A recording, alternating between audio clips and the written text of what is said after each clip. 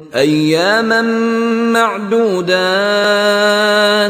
فمن كان منكم مريضا أو على سفر فعدة من أيام أخر وعلى الذين يطيقونه فدية طعام مسكين فمن تطوع خيرا فهو خير له وأن تصوموا خير لكم إن كنتم تعلمون۔ ایام معدودات، گنتی کے چند دن ہیں، یہ گویا کہ ثبوت ہے اس کا کہ یہ 2-3 دن سے زیادہ، معدود جو ہے وہ عربی زبان میں 9 سے زیادہ نہیں ہو سکتا۔ معدودہ جب آئے گا، ایام معدودات، یہ جمع جو ہے جمع قلت کہلاتی ہے۔ معدودات، معدودہ بڑی سے بڑی رقم ہو سکتی ہے، لیکن معدودات جمع قلت ہے۔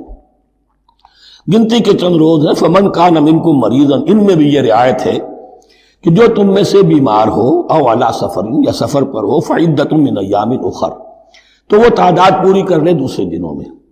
وعلی الذین یطیقونہ، اور جو اس کی طاقت رکھتے ہوں، فدیۃ طعام مسکین، وہ فدیہ دے ایک مسکین کا کھانا کھلانا۔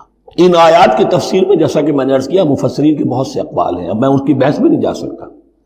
جو میں نے اپنے مطالعے کے بعد رائے قائم کی ہے، میں صرف وہی بیان کر رہا ہوں کہ اس وقت، اور یہ امام راضی کے الفاظ ہیں کہ یہ فرضیت الگ تعیین نہیں تھی بلکہ الگ تخییر تھی۔